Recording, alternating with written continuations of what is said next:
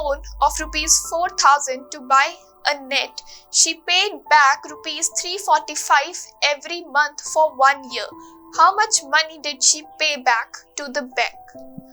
So money returned or money paid back in 1 month.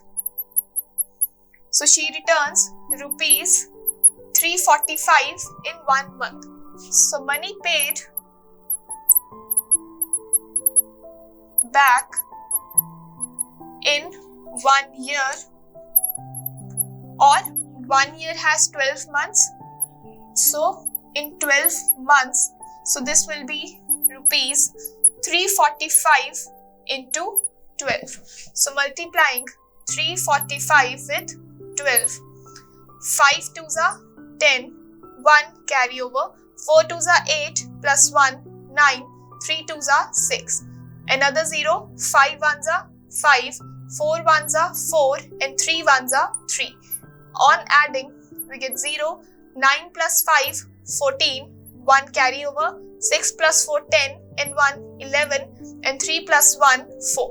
So this is rupees 4140.